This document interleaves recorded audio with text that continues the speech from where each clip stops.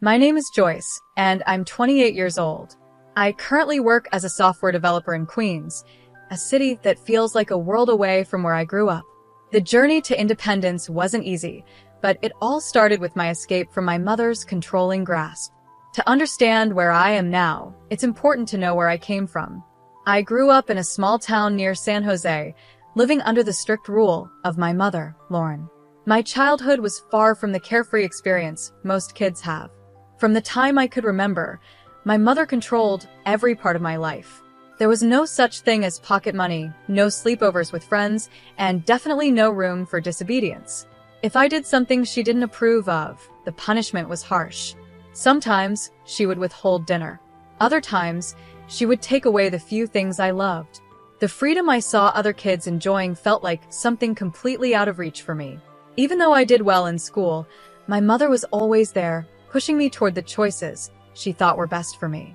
She even decided which college I would attend, insisting it was the perfect fit for my future, despite what I wanted. I dreamed of going to school in a lively city, but she insisted I attend a smaller college close to home. It felt like she would never let me out from under her control, no matter how much I wanted to break free. College, however, was where I first caught a glimpse of the freedom I craved. For the first time, I was able to make some decisions on my own. And after graduation, I grabbed the chance to move to Queens. I got a job at a well-known tech company, and for the first time in my life, I felt like I was living for myself. I found a small but cozy apartment not too far from downtown. It wasn't much, but it was mine, and that little space felt like a fortress of independence. Life in Queens was a refreshing change.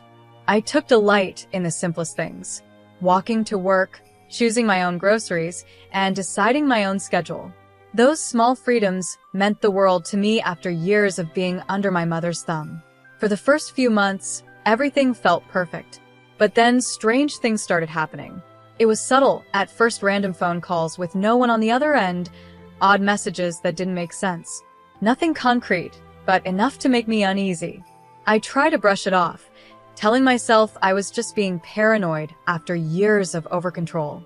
Then one evening, there was a knock on my door. It was my neighbor, Mr. Paul. He's a graphic designer, a bit older than me, with a kind and gentle demeanor. He's always been polite whenever we crossed paths. "Joyce, can I talk to you for a minute?" he asked, his voice carrying a tone of concern. "Sure, Mr. Paul. What's going on?" I replied, feeling a small knot of anxiety form in my stomach. Doing my best to hide the nervousness creeping into my voice. Mr. Paul looked genuinely worried. "I just saw someone acting suspiciously near your apartment," he said, his brow furrowed. "I thought you should know. They might be trying to get inside." My heart started pounding. I hadn't noticed anything strange myself, but the thought of someone trying to break in made my stomach churn. "Are you sure?" I asked, trying to sound calm. It could have been someone just passing by. "I'm positive," he insisted, his tone firm. "I think you should check it out." With my mind racing, I unlocked my apartment door and stepped inside. At first glance, everything seemed normal, but my anxiety was through the roof. Just as I was about to take a deep breath and relax, something caught my eye: a purse sitting on the table. It wasn't mine. I knew that instantly. It was a sleek, expensive designer purse, the kind I would never buy for myself. It looked so out of place in my apartment.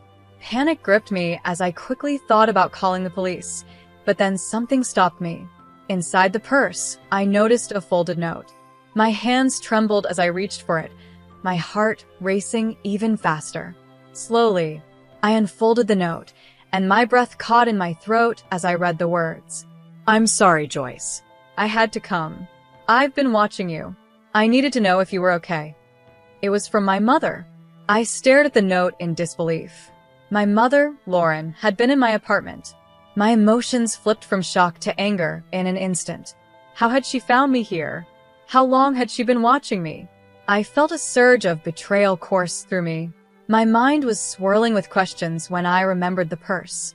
It had been a gift from her, one of the many gifts she had sent me over the years. At the time, I hadn't thought much of it, but now it all made sense. She must have hidden a tracking device inside the purse. All this time, She had been monitoring my every move without my knowledge. I felt sick. I turned to Mr. Paul, who had followed me inside. His face showed nothing but sympathy as he realized what had happened. My mother, I began, my voice shaky. She's been tracking me. She must have put a device in this purse. I can't believe she would invade my privacy like this. Mr. Paul's expression softened, and he gently placed a hand on my shoulder. I'm so sorry, Joyce. That's a huge violation of your trust. You don't deserve this. Tears welled up in my eyes, but I blinked them away. I need to confront her, I said, my voice gaining strength despite the turmoil I felt inside. She has no right to do this to me. In that moment, I knew I had to act quickly. This wasn't just a minor breach of trust. It was a pivotal moment. I had spent years trying to escape my mother's control, and now I was faced with the ultimate test. Would I let her continue to manipulate me, or would I finally stand up for myself and take full control of my life? A mixture of fear and determination filled me as I started making plans to confront her. I knew it wouldn't be easy. Facing my mother would be one of the hardest things I had ever done, but I had no choice. If I wanted to be truly free, I had to break away from her influence once and for all. The freedom I had worked so hard to build in Queens suddenly felt like it was slipping away, but I wasn't going to let that happen. This was my life now, and I needed to protect it. The discovery of the hidden tracking device had shaken me to my core, but it also strengthened my resolve. This was my chance to take control of my future, no more living in her shadow. With every passing moment, my anger and resolve grew stronger. I had escaped her once, and I was determined to do it again, this time for good. I couldn't believe Lauren had crossed such a line. My life in Queens was supposed to be my escape, my chance to finally breathe freely, far away from her overbearing control. But now, with her tracking me, it was clear that I was still tied to her in ways I hadn't even realized. Her presence felt like a cold shadow, reminding me that no matter how far I ran, she was always pulling the strings. The next day, I gathered all my courage and made my way to the address she had listed. She wasn't staying in some grand place, just a small, run-down apartment not far from where I had grown up. It wasn't luxurious, but it was enough for her. As I approached the door, my heart pounded in my chest. Every step felt heavy, burdened by years of frustration and pent-up anger. When I finally knocked, the silence that followed felt like an eternity. Then, after what seemed like forever, the door creaked open. "Joyce," she said softly, her voice carrying a mix of surprise and guilt. "I wasn't expecting you." I stepped inside, barely able to contain my anger. "You weren't expecting me?" I said, my voice sharp. "You've been tracking me with a hidden device, and now you're surprised?" Her face paled, and she shifted uncomfortably. "I just wanted to make sure you were safe," she stammered. "I didn't mean to invade my privacy." I cut her off, my voice trembling with fury. "You've been following my every move, Mom. This isn't about safety. This is about control. You've never let me live my own life." Her eyes filled with tears, but she remained defensive. "I've done it all for you," she insisted, her voice shaky. "I was just trying to keep you close, to help you." "Help me?" I nearly shouted, my frustration boiling over. "By suffocating me? By deciding everything for me?" I'm 28, Mom. "I'm an adult. I need to live my own life." Tears began streaming down her face, but the walls she had built around herself remained firm. "I'm sorry, Joyce," she whispered. "I didn't know how to let go. I've made mistakes, but I didn't know how to fix them." I stared at her, my emotions swirling in a confusing mix of pity and frustration. "You're not just apologizing for tracking me," I said, trying to keep my voice steady. "You need to understand how deep your control has gone. It's not just this one thing, it's everything." And that's when she revealed something I hadn't expected. "I've been struggling financially," she confessed, her voice barely audible. "I wanted to ask you for help, but I didn't know how." Her words hit me like a punch in the gut. "You were going to ask me for money after spying on me?" I asked, disbelief and anger swirling inside me. Lauren nodded, her eyes filled with shame. "I've been in debt," she admitted, her voice barely above a whisper. "I've spent more than I should have, and I thought maybe if I kept an eye on you, I could figure out a way to fix things. A cold rage built inside me. You've been spying on me to figure out how to get money from me? I said, my voice icy. That's despicable. You've manipulated and controlled me for years, and now you want to use your invasion of my privacy to solve your own problems. She tried to reach out to me, her hands trembling. Joyce, please, she begged. I didn't mean for things to get this way. I took a step back, feeling the weight of everything crashing down on me. All the years of control, all the time she had made me feel small and powerless, it was all coming to a head now. I wanted to scream, to yell, to make her understand the damage she had done. But instead, all I could feel was a deep, aching sadness. This isn't just about the money, Mom, I said quietly, my voice strained. It's about the way you've treated me, the way you've never let me be my own person. You don't understand what you've done to me. Lauren stood there, tears streaming down her face, but I could see that the defensive wall she had always kept up was starting to crumble. For the first time, I saw her not as the controlling figure who had dominated my life, but as someone who was deeply flawed and lost in her own way. Yet, despite that, I knew I couldn't let her continue to manipulate me. I need space, I said finally, my voice firm. I need to figure out my life without you constantly hovering over me. I can't keep living like this. She nodded, her face crumpled with regret, but I could tell she didn't know how to fix what she had broken. And maybe she never would. As I walked out of that apartment, a weight lifted off my shoulders. It wasn't easy, but I knew this was the first real step toward reclaiming my life. For the first time in a long time, I felt like I was finally breaking free from the grip she had held on me for so many years. This wasn't just about privacy or money, it was about my future, and I was ready to take control of it once and for all. I'm sorry. My mother's words felt hollow, like she was saying them out of habit, not because she truly meant them. I shook my head, feeling the weight of the years of manipulation pressing down on me. I can't do this anymore, Mom, I said firmly, my voice trembling with emotion. I can't keep letting you control my life, even from a distance. Leaving her apartment, a flood of emotions overwhelmed me: sadness, anger, and a strong sense of determination. I knew deep down that the only way to truly reclaim my life was to cut all ties with her. This wasn't just about the tracking device or her attempt to ask for money. It was about breaking free from years of emotional control, from a childhood and adulthood shaped by her manipulations. As soon as I got back to my apartment, I sprang into action. I knew that if I didn't make changes now, I would never break free from her hold. The first thing I did was get a new phone. I didn't trust that my current number or device hadn't been compromised in some way. I also installed additional security measures throughout my apartment: new locks, cameras, anything that could prevent another invasion of my privacy. I wasn't taking any chances. I then made a bigger decision. It was time to leave this apartment and find a new place to live, somewhere far away from her reach. I started looking for a new place that would give me the fresh start I needed, but it didn't end there. I contacted a lawyer to begin the process of legally separating myself from her. I needed to take every step necessary to make sure she had no control over any part of my life, even legally. Each of these steps filled me with both relief and heartache. I had longed for this freedom for so many years, but now that I was finally taking the steps to claim it, the cost was higher than I'd expected. It wasn't just about moving on from my mother's control, it was about rebuilding myself. I had to rediscover who I was outside of her influence, to find my own sense of autonomy and self-worth. As I began packing up my belongings and preparing for the move, Mr. Paul became a surprising source of support. He offered to help with the logistics, and more importantly, he provided a kind ear during some of my toughest days. We spent more time together, and his steady presence became a small comfort in the middle of the chaos I was navigating. I hadn't expected to rely on him, but his kindness made everything a little more bearable. However, the battle was far from over.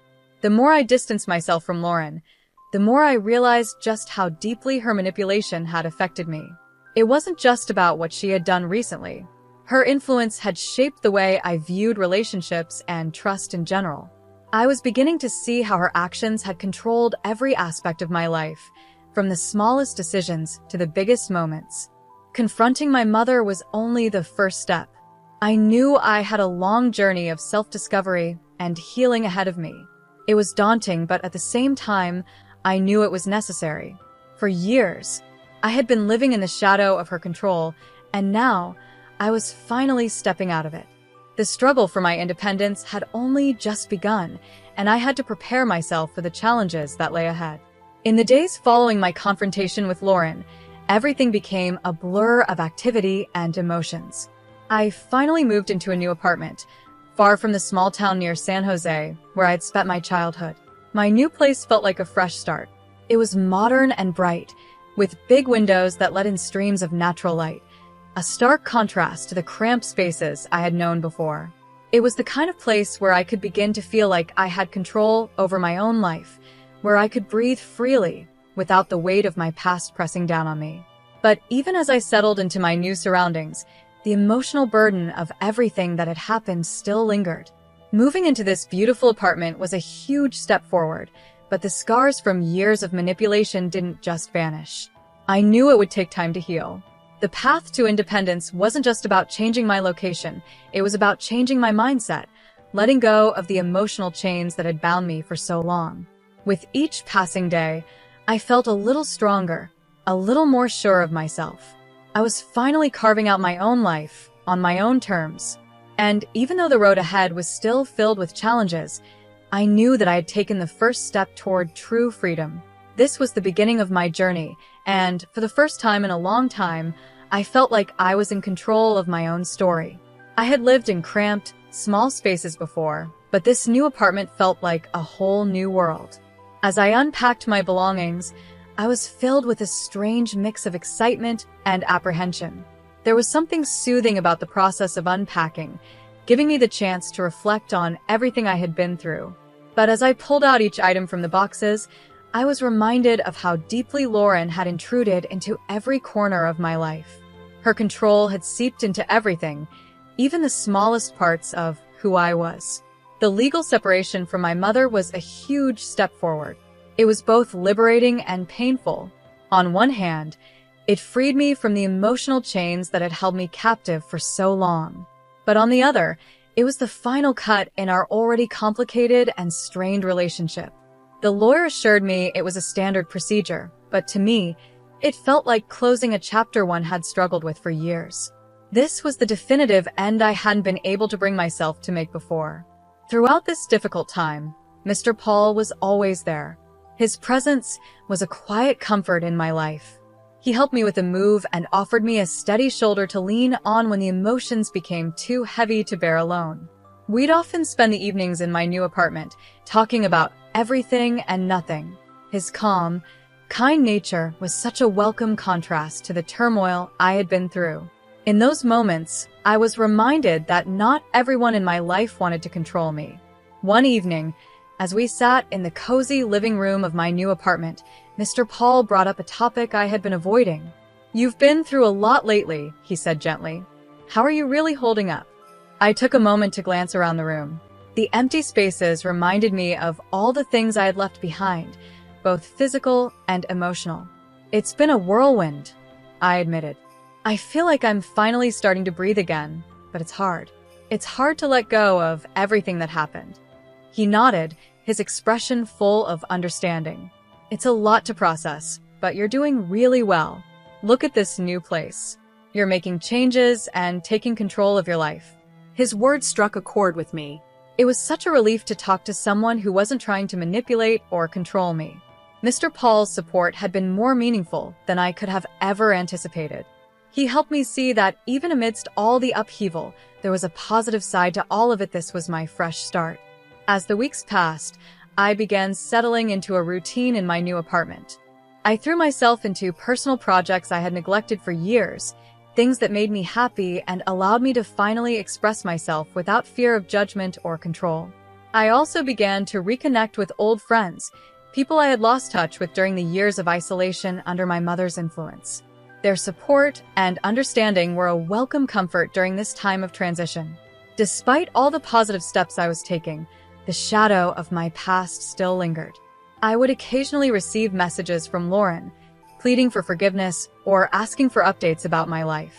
Each time, I felt a pang of guilt, but I knew responding to her would only pull me back into the chaos I had fought so hard to escape. I had to stay strong and remember that cutting ties with her was the best thing for my future, no matter how difficult it was. One day, as I was preparing dinner in my apartment, Mr. Paul came over to help. We were casually chatting about my new job when, out of nowhere, he asked, "Do you ever think about what's next for you? Beyond just getting away from all of this?" I paused, the question catching me off guard. I hadn't thought much beyond escaping my mother's control. "I'm still figuring that out," I admitted. "I've been so focused on just getting away from my mother and her control that I haven't really thought about what comes after." Mr. Paul smiled softly. "That's understandable. But now that you've taken such a huge step, you've got all the freedom to think about what you want for your future." His words stayed with me long after that conversation. I had spent so much of my life just trying to break free, trying to get out from under the weight of Lauren's control, that I had never truly allowed myself to dream about what came next. Now, for the first time, I was in a position to do that. I knew the road ahead wouldn't be easy. There would be bumps, and there would be moments when I questioned everything. But I was finally in control of my own life, and that was something worth celebrating. The new apartment wasn't just a place to live, it was a symbol of everything I had worked for, of the independence I had fought so hard to achieve. As I stood in my new space, looking out at the city beyond, I felt a sense of calm wash over me. I was finally free to live my life on my own terms. The future was wide open, and for the first time in a long time, I was excited to see where it would take me. I hadn't really thought much about what I wanted my life to look like now. Mr. Paul smiled gently and said, "It might be worth thinking about what you want for yourself, not just what you're trying to escape. You've made such a big step, so what do you see for your future?" His words struck a chord with me.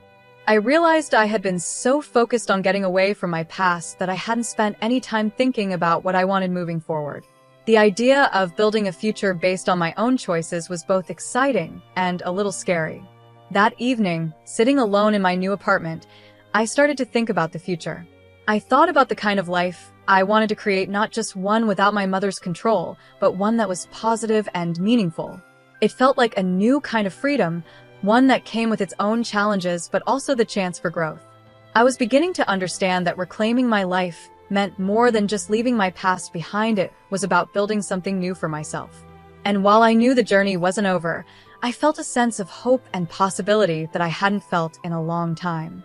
As the weeks turned into months, I began to feel cautiously optimistic. My new apartment was starting to feel like home, and I had settled into a routine. I had been focusing on my personal growth and reconnecting with old friends. But there was still one thing left unfinished. My final confrontation with Lauren. One afternoon, as I was enjoying a quiet cup of coffee, I got another message from her. It was similar to the others, asking for forgiveness and hinting at her financial struggles. I stared at the message, feeling a mix of anger and sadness. It was clear she still wanted to reach out, but I had made up my mind. I couldn't let her back into my life. By this time, Mr. Paul had become more than just a supportive neighbor. He was now a true friend. We had regular conversations, and I found myself opening up to him in ways I hadn't expected.